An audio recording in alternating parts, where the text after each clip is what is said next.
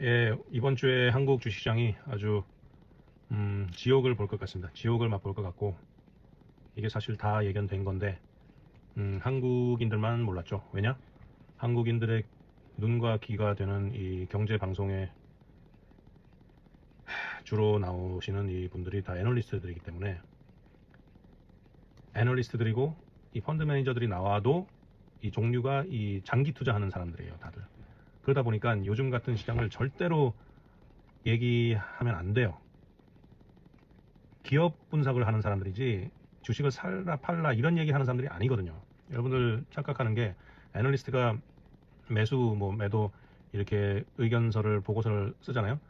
그거는 그 시점에 뭐 대충 그 주가가 자기가 판단하는 적정 주가보다 낮다 높다 이 얘기인데, 그 적정 주가라는 게 언제 실현될지는, 그건 그거에 대한 얘기는 없는 그 부분은 없는 거거든요. 거기에 그거는 시장을 거래하는 그 펀드 매니저나 트레이더가 판단하는 거예요. 시장은 그것과는 별개로 움직이고, 이렇게 그 두 점만 준 거잖아요.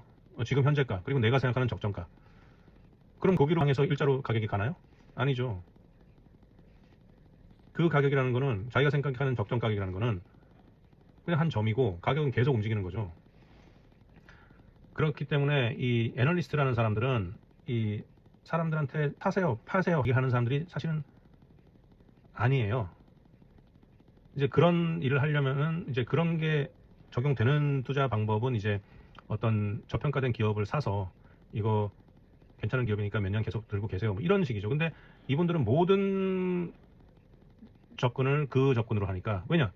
매매를 하는 사람들이 아니기 때문에 모른다고요, 시장에 대해서는. 그래서 이게 문제예요. 이제 그리고 매매를 하는 사람도 우리나라에서는 뭐 이렇게 나와가지고 맨날 한다는 얘기가, 주식은 계속 들고 있어야 되는 거라고, 파는 게 아니라고, 뭐 영원히 올라야 되는 것처럼만 얘기해요. 여러분들 그거 아세요? 이 금융도 진보 금융이 있고 보수 금융이 있어요. 우리나라에서는 다 보수적인 이 보수 금융밖에 없어요. 이게 뭐냐 하면은, 이 시장을 우리가 예측할 수 없다는, 시장은 100% 합리적이기 때문에, 완벽한 정보가 모두 완벽하게 다 녹아 들어가기 때문에 우리가 인간이 예측할 수 있는 영역이 아니라는 믿음이, 이제 그게 경제학파 중에 있어요. 그 경제학파가 금융과 접목되었을 때 어떤 형태로 투자 방식이 나타나냐, 그게 이제 장기 투자 형태로 나타나요. 근데 우리나라의 금융권, 증권업계가 모두 이쪽이에요. 우리나라에서 증권사에서 단기 트레이딩 하는 분도 있긴 있죠. 근데 그분들은 정말 미안한 얘기지만, 공부를 너무, 공부까지 되고 그걸 하는 사람을 내가 잘 못 봤어요. 그러니까 그 사람들도 별로 도움이 안 되고, 그냥 또다기 하는, 그냥 여러분들 한국 금융의 수준이라는 거를, 제가 뭐 한국 금융을 욕하고 싶어서가 아니라 아셔야 된다는 거예요. 지금 온 국민이 전 재산을, 지금 가계 상황이 이렇게 지금 안 좋은데, 좋은데 돈 벌려고, 더 벌려고 지금 하는 게 아니라, 돈이 없어서 지금 투자를 하는 마당에 빌려가지고 이 우리나라 금융권의 수준의 정보를 얻으면서 이 글로벌 시장에서 지금 투자 행위를 한다는 거는 온 나라가 거덜날 수 있는 행위예요. 지금 한국 상황이 굉장히 좀 위태위태합니다. 지금 일본도 사람들이 부동산 때문에 저렇게 뭐 망가졌다고 다들 한국에서는, 한국에서는 뭔가 한 가지 내러티브가 딱 정착이 되면 뭐 다 그걸로 다 설명하려고 그래. 뭐 빨갱이 좌파 뭐 이거 하나로 뭐 다 설명하려고 그러고, 일본 프라자 합의 뭐 부동산법을 꺼져서, 뭐 중국의 뭐 문화 대혁명 때문에 뭐 옛날 문화 다 없어졌다, 옛날 문화 싹 없어졌어 거기는, 뭐 이러고. 그러니까 우리나라 사람들이 그냥 단순해가지고 참 큰일이에요. 일본은 부동산도 꺼졌지만 사람들이 이제 그 경제가 안 좋아지면서 주식시장으로라도 돈을 벌어야 되니까 주식시장으로 많이 내몰렸죠.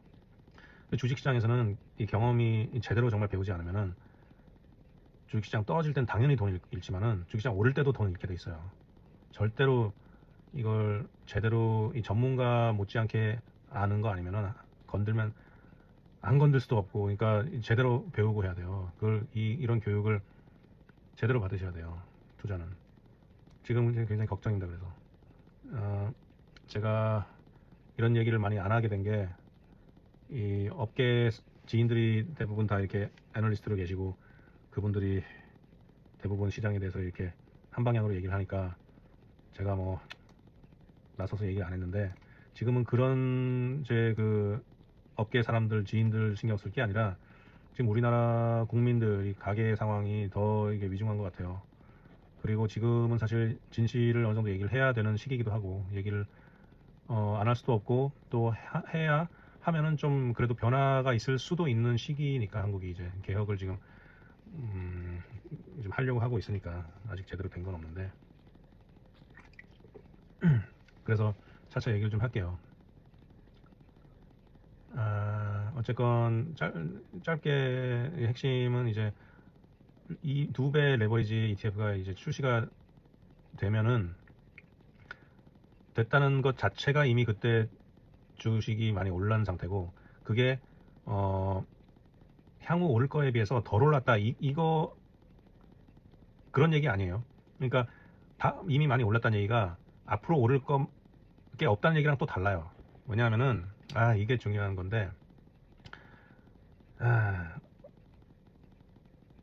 어느 정도 올랐다는 거는 그 오른 만큼은 또 조정이 있게 마련이에요. 그러니까 조정을 보면서 이렇게 오르락 내리락 이렇게 올라가는 게 정상이에요. 그렇게 돼야 되고 그렇게 될 수밖에 없어요. 근데 한국에는 이게 이 애널리스트라는 사람들이 워낙 계속 뻥튀기를 하니까 걔네들의 이 투자에 대한 사고방식 자체가 굉장히 근본주의적이라서 매일매일 올라야 될 것처럼 얘기를 해요. 그러니까 뭐 MC들도 나와서 이제 미국 장 떨어진 날은 와가지고 뭐 한국 장이 어제 떨어졌으면 그냥 MC들도 나와가지고 막 우울한 척하고 우울하게 이렇게 동정심을 이렇게 응? 같이 이렇게 심퍼타이즈하고 뭐 이런 분위기 굉장히 유치하거든요. 한국의 증권업계라는 게 증권업계에서의 이 담론의 이 수준이 굉장히 사실 좀 유치한 면이 많아요. 그러다 보니까 가격이 너무 쉴 새 없이 올랐죠. 이게 한국이 절대 뭐 좋은 게 아닙니다.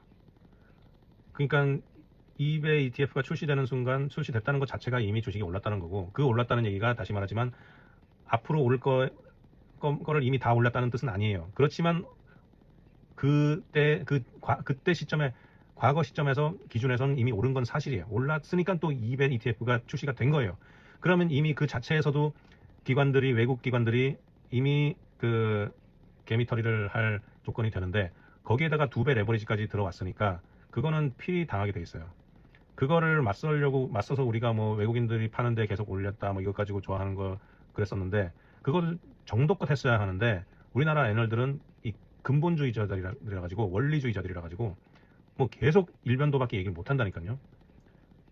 그런 분위기 속에서 이게 비정상적으로 올랐기 때문에 지금 이제 이 약점이 이 vulnerability가 이미 이제 들통이 난 상황에서 외국 기관들이 그리고 이 외국 기관들이 뭐 일부러 그러는 게 아니라 그냥 시장의 원리예요. 그거 여러분들 외국 기관이 어떻게 한다 이렇게 하는 것도 별로 바람직한 거 아니에요. 그 시장의 속성이 있어요. 그건 차차 나중에 설명할게요.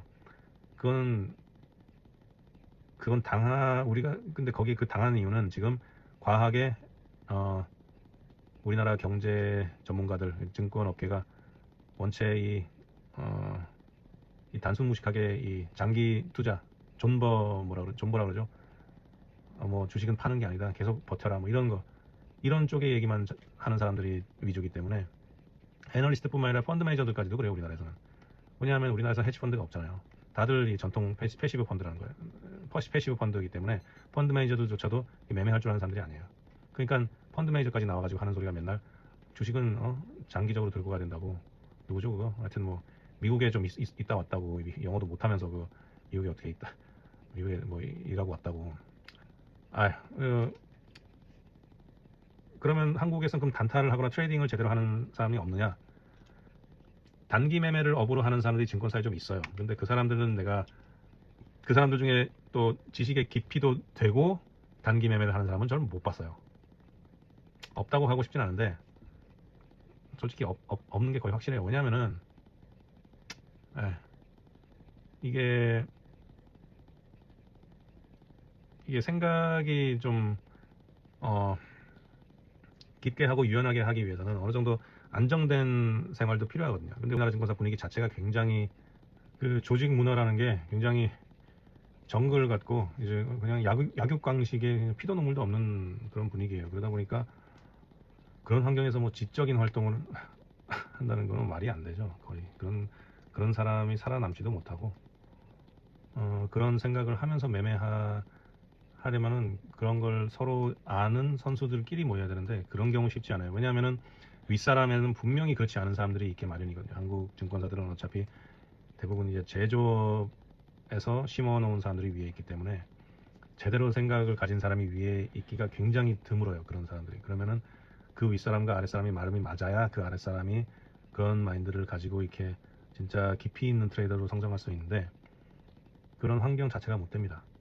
그래서 우리나라에서는 애널리스트 펀드 매니저들은 다 이 시장 근본주의자들이라 가지고 트레이딩 할 줄 모르고 그리고 트레이딩 하는 사람들은 다들 다 뭐 고만고만한 그냥 또다기 하는 사람들이라서 무슨 뭐 진지하게 얘기할 만한 게 어차피 그냥 진지하게 얘기할 수 있는 게 아예 그냥 그런 거랑 관련이 없는 사람들이고 그래서 그리고 이제 또 하나 아셔야 될 건 그 사람들이 이제 애널들이 꼭 시장 이 장기 투자에만 목매는 거라는 걸 이제 그 사람들의 업무적 성격상 이제 아셨죠. 이제 종목의 즉 적정가를 얘기하는 사람들이지 시장이 그 적정가에 도달하기 위해서 어떤 식으로 움직이고 그거랑 관련이 없는 사람들이고 그냥 그걸 표현을 그냥 매수 매도라고 얘기하는 거라는 거죠. 굉장히 단순화된 얘기 결론이죠 사실. 그 레커멘데이션이라는 게 그냥 단순화된 거죠. 매수 매도라는 말로. 그러니까 매수라고 얘기하면 그냥 끝까지 계속 매수해. 매일 매수만 얘기하다가 그럼 떨어지면은 뭐 이런저런 얘기 시장주의자들이기 때문에 떨어진 거에 대해서 설명하는 것도 뭐 굉장히 태연하게 설명해요. 왜냐하면 어차피 우리는 알 수 없었다는 이 철학을 가지고 있기 때문에 뭐 그냥 떨어지면 뭐 그냥 그날 나온 뉴스 가지고 자르르 이래서 떨어졌습니다. 뭐 그냥 뭐 아무렇지도 않게 얘기한다고 자기가 사라 그래놓고. 자, 그러면 여기서 굉장히 뭔가 이상하죠. 왜 그렇게 할까? 그 사람들이 나쁜 사람들이 아닐 텐데 왜 그렇게 할까? 이상하지 않아요? 그 해답이 뭐냐면은 증권사의 이익을 위해서 일하는 사람들이기 때문에 그래요. 애널리스트들은 방송에 나가도록 증권사에서 이제 밀어주잖아요. 저 같은 트레이더들이나 펀드 매니저들은 나갈 수가 없다고요. 뭐 갈 수는 있지만 회사에서 이렇게 뭐 장려하지는 않는다고 그거를. 애널리스트들은 왜 장려를 하느냐? 이 사람들은 원래 하는 일이 고객한테 가서 설명하는 거거든요. 이제 애널리스트들이 주로 하는 일이 장 끝나면은 기관 투자가들 저희한테 이제 와서 설명하는 거예요. 기업에 대해서 산업에 대해서 자기가 이제 탐방 갔다가 아니면 기업에 대해서 분석한 거 이제 얘기하는 거죠. 그런 걸 매일 하던 사람들이니까 이제 방송에서 국민들 그냥 일반 개인 투자자들 상대로 얘기하는 게 얼마나 쉽겠어요. 이제 고객이 기관 투자 가면 질문들이 굉장히 어려운 질문들이 나오고 그러는데 거기서 쪽먹을 수도 있고 이러는데 그런 게 없잖아요.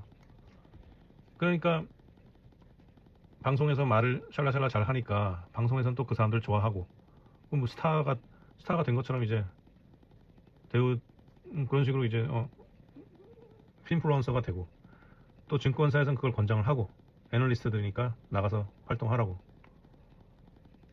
근데 그런 환경이다 보니까 애널리스트들에게는 어떤 인센티브가 있냐면은 이런 말이 있어요. 영어로는 컨벤셔널하게 틀리더라도 컨벤셔널하게 틀리는 게 그러니까 컨센서스와 맞게 대충 무난하게 틀리는 게 튀면서 맞는 것보다 낫다는 거예요. 그러니까 튀는 시각으로 자기가 소수 관점이 돼가지고 맞췄어 뭔가를. 그거보다 그냥 무난하게 묻어가면서 틀리는 게 낫다 이거예요. 왜냐하면 하여튼 그런 인센티브 구조예요. 그러다 보니까 정말 중요한 게 증권사의 리서치라는 거는 이건 증권사 리서치하는 사람들은 긍정을 안 할 수도 있어요. 근데 좀 어느 정도 업력이 있는 사람은 다 인정할 수밖에 없어요. 그리고 저 같은 경우는 자산운용사도 있어봤기 때문에 이 증권사와 자산운용사에서 시장을 전망하는 방식이 굉장히 다르다는 걸 저는 알아요. 왜냐하면 증권사의 리서치에서 시장을 얘기할 때는 실제로 전망하는 거랑은 크게 상관이 없어요. 내가 실제로 이 시장이 이렇게 될 것 같아서 얘기하는 부분이 그 부분은 상당히 약하고 오히려 대화가 어떤 얘기가 스토리가 잘 먹히는 이렇게 얘기했더니 야 그 얘기가 굉장히 멋있고 잘 짝짝 들어오네. 이게 아기가 잘 맞네. 그 논리를 잘 구성하는 게 애널리스트로서는 더 큰 일이에요.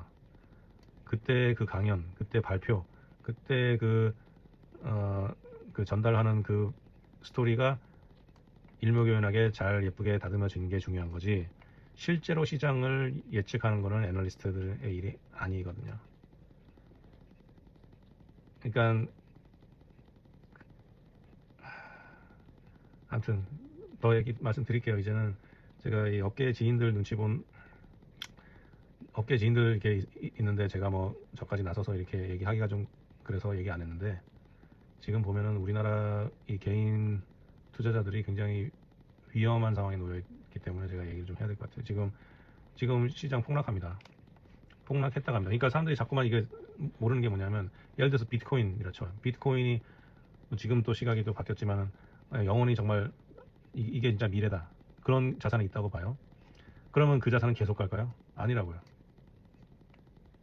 그런 자산도 이 등락을 하면서 오르게 돼 있어요. 그리고 그 등락의 골은 생각보다 깊게 오는 경우가 꽤 많아요. 그거는 미래 전망하고 무관한 거예요.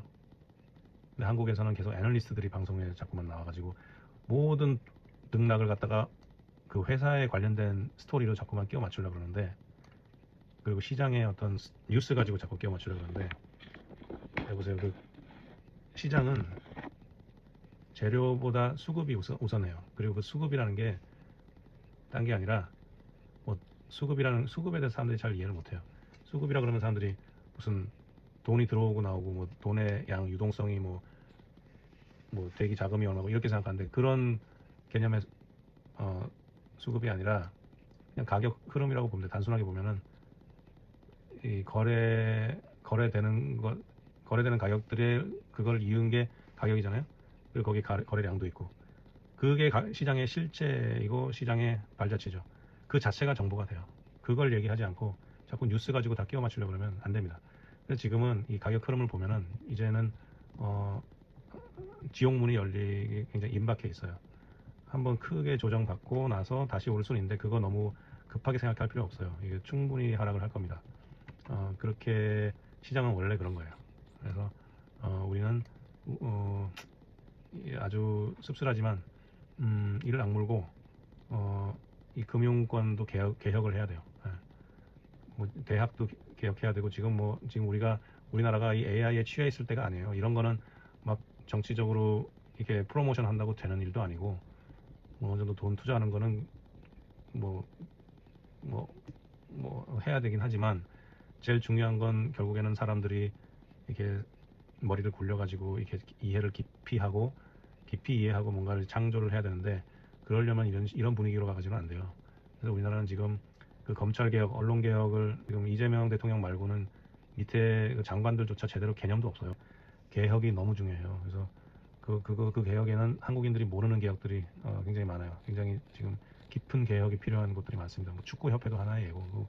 우리 사회는 아직 멀었습니다. 이런 그런 면에서 그래서 금융권도 개혁을 하지 않으면 이거 절대 안 돼요. 이 감독원에서부터 이 한국은행에서도 마찬가지고 이 금융권의 수준이 얼마나 낮은지 제가 앞으로 말씀드릴게요. 이거 제가 얘기 안 할 수가 없어요, 이제는.